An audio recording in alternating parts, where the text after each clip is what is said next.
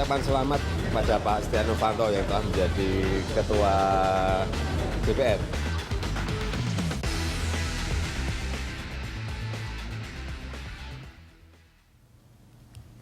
Pemirsa, sidang paripurna DPR Kamis dini hari telah menetapkan susunan pimpinan DPR.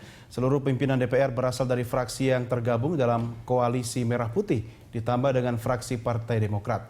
Dengan susunan peta koalisi parlemen ditambah komposisi pimpinan DPR ini, seperti apakah konstelasi politik yang akan dihadapi oleh pemerintahan Jokowi JK ke depan? Akankah peta koalisi parlemen saat ini menggambarkan sehatnya kehidupan berdemokrasi? Atau malah justru menjadi tantangan terberat Jokowi dalam menjalankan pemerintahannya? Kita akan berdiskusikannya bersama narasumber yang telah hadir di studio.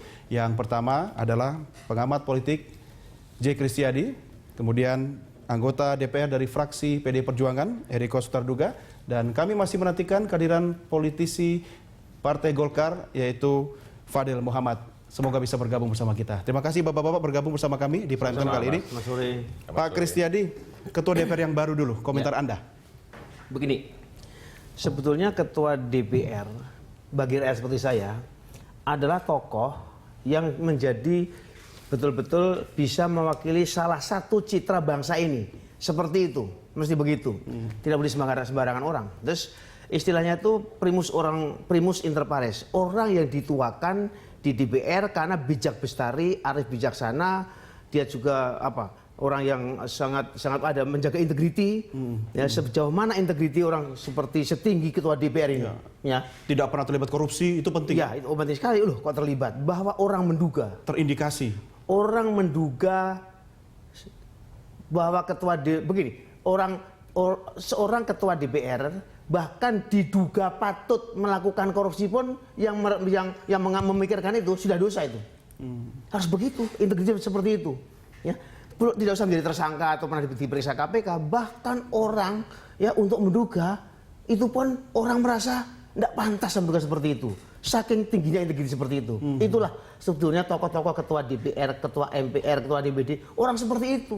Jangan sembarangan orang aja. Nah, ini tentu kita terjadi seperti ini ya.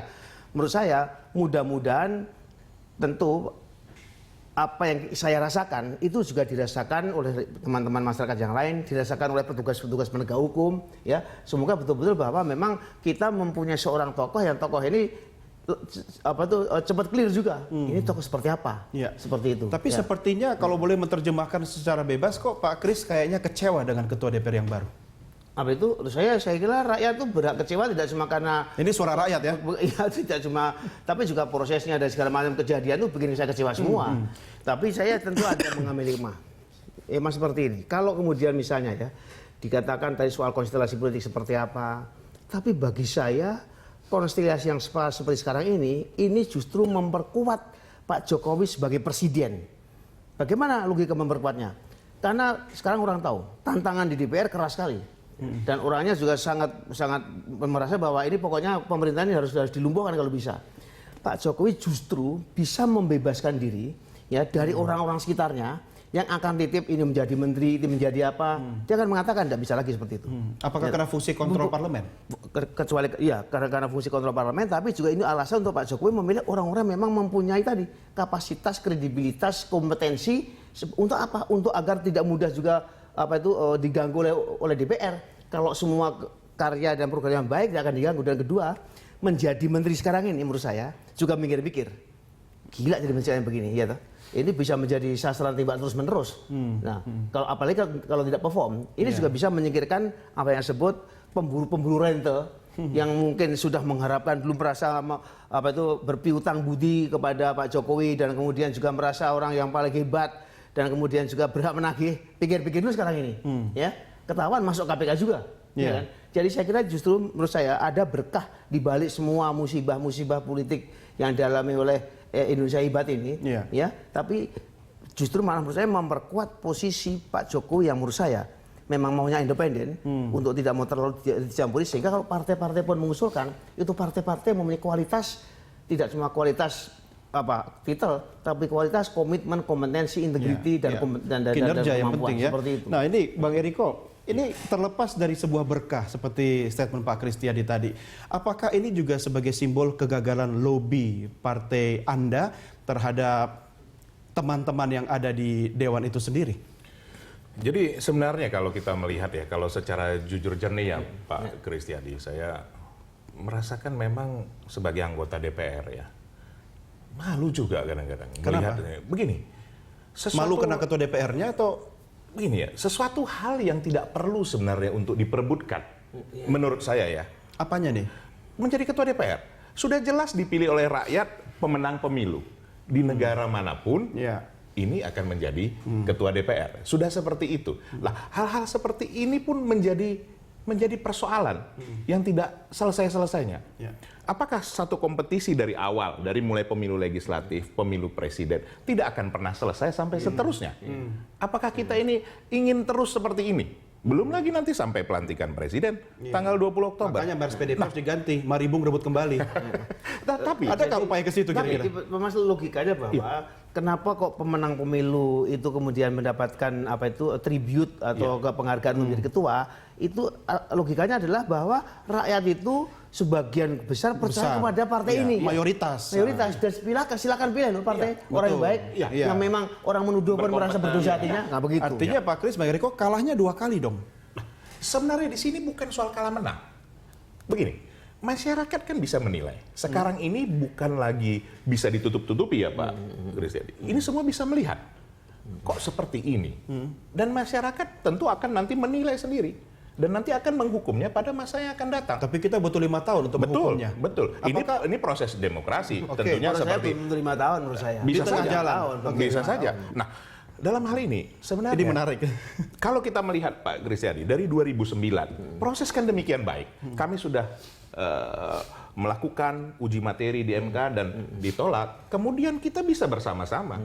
Bahkan pada saat itu kita berbicara dengan partai teristimewa Partai Demokrat, kita bisa sama-sama untuk mengusung Pak Taufik Kemas menjadi ketua yang baru. Alangkah indahnya bisa bersama-sama untuk membangun bangsa ini ke depan. Tetapi ini hanya soal karena kekuasaan, hanya soal karena kompetisi yang dirasakan belum habis, belum selesai-selesainya. Ya, tapi ini Bang, jangan lupa, politik ini kan persoalan mengenai posisi, kedudukan, kekuasaan. Artinya kan PDP juga harus mahfum kondisinya, bahwa ini juga rivalitas pertarungan di parlemen itu adalah pertarungan untuk merebut posisi ketua salah satunya. Nah, sekarang sesuatu hal yang memang seharusnya sudah menjadi fatsun, ini dirubah.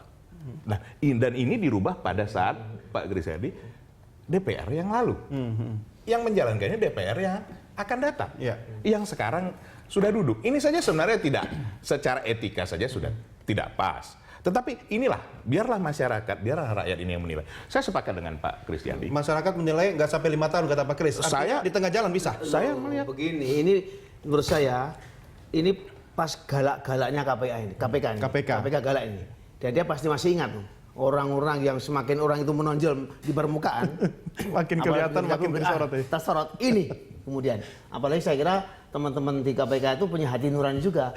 Kalau memang orang seperti ini, yang pernah saya persoalkan, kok menjadi tokoh seperti itu yang mewakili salah satu wajah Indonesia seperti itu. Nah, ini bagi saya, tapi kan banyak kasus yang bolehlah kita sebut saja ketua DPR terpilih Setia Novanto yang harus bolak-balik ke KPK. Cuma kan belum terbukti, Pak Kris. Loh, begini tadi tuh. Integritas seorang ketua DPR dengan rakyat 240 juta itu tadi jangankan diperiksa, orang menduga pun merasa dosa duga itu. Seperti itu loh tingkat artinya bukan kesucian tapi tingkat integritasnya orang itu, bahwa orang memang merasa betul-betul hormat, bukan karena predikat terhormat yang melekat pada secara protokoler, tapi betul-betul secara perilaku orang ini pantas. Apakah ini mencerminkan kualitas moral politisi kita sekarang semakin terdekadensi? Ya saya kira itu sudah urusan langit kalau ngomong seperti itu. Udah langit ketujuh. Urusan langit itu sudah menjadi banal. Banal korupsi. Korupsi itu tindakan korupsi politik sudah menjadi banal. Itu artinya apa? Orang sudah merasa rendah lagi. Korupsi itu bukan barang-barang yang berdosa. Transaksi-transaksi terutama soal Pilpres kemarin itu di media dimuat dan secara transparan dikatakan berapa triliun transaksinya, tidak pernah dibantah seperti itu, ya kan? Nah, kita juga tidak pernah merasa mengerti berapa duit kamu sebetulnya. Ya, ini sudah kalau dalam tataran seperti ini tentu kita masih bisa membicarakan yang moral ya. Tapi dalam konteks pertarungan yang setelah Pilpres yang hanya tahunya itu menang kalah seakan-akan kalau kalah itu kiamat, ya toh, dan lain sebagainya, itu betul-betul menurut saya sudah tidak ada rohnya, itu tidak ada tuh. Inilah tadi yang saya sampaikan. Sebenarnya kan kompetisi itu kan harus ada selesainya. Ya. Kita selesai, kita berbagi. Bahwa sebenarnya Bagi Bang kekuasaan Eriko sudah selesai, tapi bagi yang lain ini baru permulaan.